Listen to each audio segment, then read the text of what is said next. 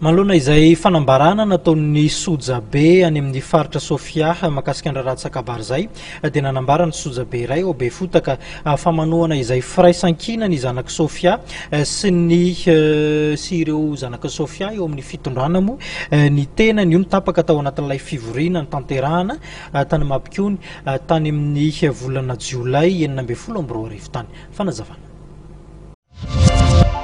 Nanatriky ny fivoriana tamin'ny 26 août 2016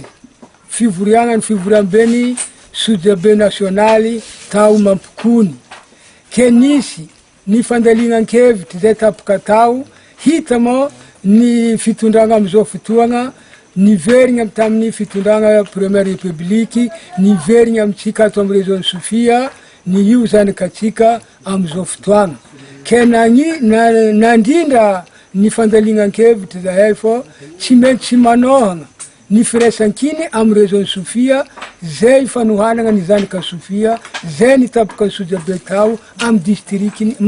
amin'ny région Sofia zany fô tsy nisy zany fagnitsikitsahagna ny zo ny mpitondram-panjakana ary hagnongana ny mpitondra-panjakana fô mbola manohagna zany zay voapetraka eo amin'ny fitondram-panjakana raha tsy apetraka amin'ny fifidianana ara-panjakana amin'ny 2018 amin'ny district mbola hoizy koa nilaza hoe fô nisy fanapahan-kevitry vaovao tafaran'izany milaza lenga zany fô tsy fanapahan-kevitry Sojabe fô fanapahan-kevitry olombitsy zany fa tsy azo ankatoaviny ary tsy azo ankamasininy velively araka n'izay tapaka ny fivoriam-be zany.